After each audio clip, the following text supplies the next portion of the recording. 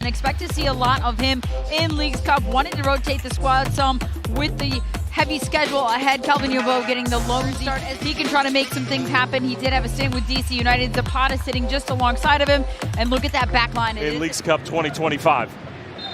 As David Gomez gets us underway from Allianz Field, we invite you to turn off the world and turn on the game. It's the opening match of Leagues Cup for both Minnesota United and in the Apertura. That finished up last winter, got fired and then replaced by Mora. Here's Joseph Rosales, takes a deflection, Longwane!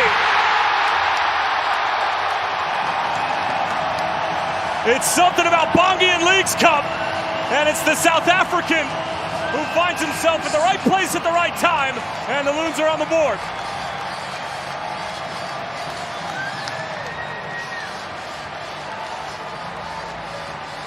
I was just about to say, it felt like they were trying to force it down this left-hand side too much early in this match, but that one comes to fruition, and so much of it is just about staying with the play. Bongi Longwane, you see him tucking inside here. He's starting in a more interior position, and look at the run by Rosales, of all people. It's left wing back who finds himself inside, takes the initial shot. That's a nice decoy.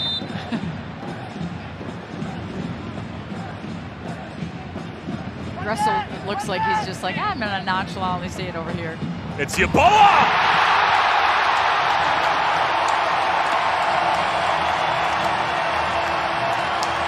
2-0 to the Loons, and Kelvin Yeboah with some magnificent marksmanship. And just the start that the home side was looking for. That's the same look the goalkeeper had after the first goal that was scored on him. This one very different, and Kelvin Yeboah just absolutely drills this lower right-hand corner. It's a handful of Ecuador caps dating back to 2019. Escamilla on the turn. Dane St. Clair forced to make the first save of the night. Venegas and Lucas Rodriguez standing over this for Querétaro.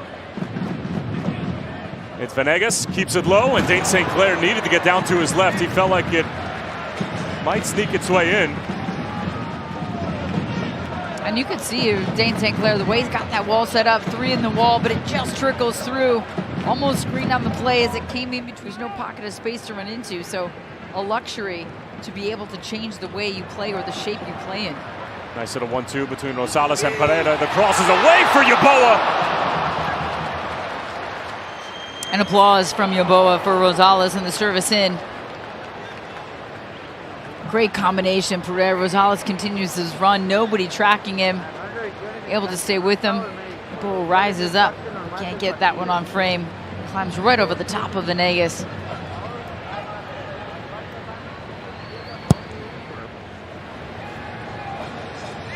Well, and Diaz even looked like he thought about taking a touch on it. Could have ended up an own goal.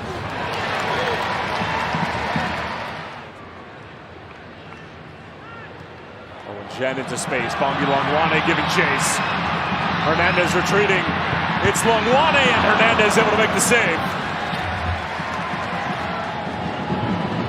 And it's the secondary ball. It's not the first, it's the second, but the pressure there comes. Querétaro can't do anything with it. Owen Jen, just a nice little cultured ball into the path. And Longwane picked his head up a couple times to see if he had a runner inside the box. No one was arriving yet. So he goes for the near post himself, ends up with a corner.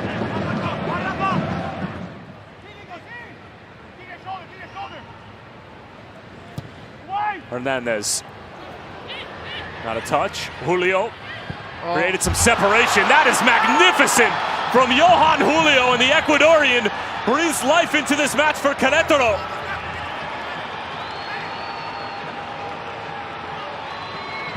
And the traveling supporters love it.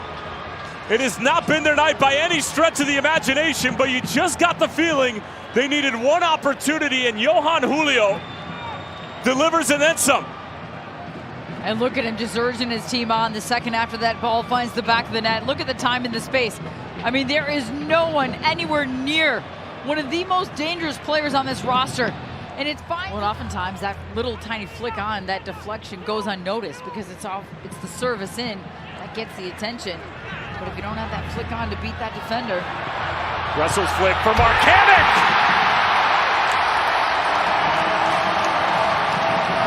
slammed the door shut, and it's Anthony Marcanic in the form of his life.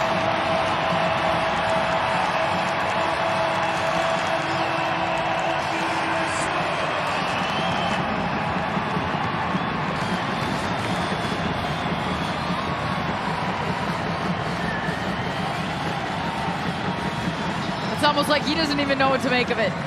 The look on his face as his team erupts. And the guys are jumping off the bench.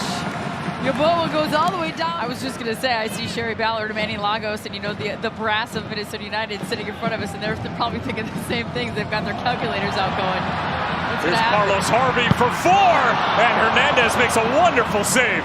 But Rosales is capable of playing in the middle of the field as well. Not necessarily somewhere he's going to start week in and week out for Eric Ramsey, but as Rosales takes a shot from Angel Zapata, who's already on a yellow card.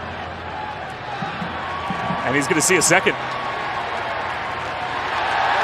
And he's sent off. Well, and you have to think the conversation was already there, because there was no hesitation by the official to get the yellow out and then the red as Zapata comes in for foul.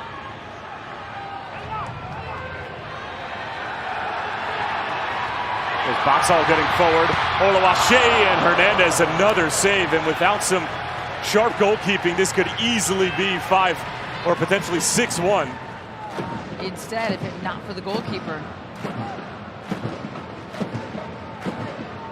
Again, in our conversation leading up to tonight's game with Eric Ramsey, he felt like 7 points at the minimum was going to be enough to get through. As Oluwaseyi's played in around the keeper. 4-1.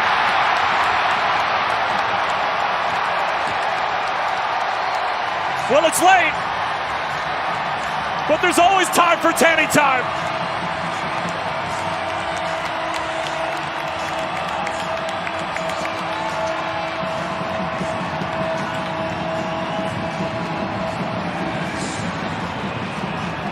Look at the watch from the referee.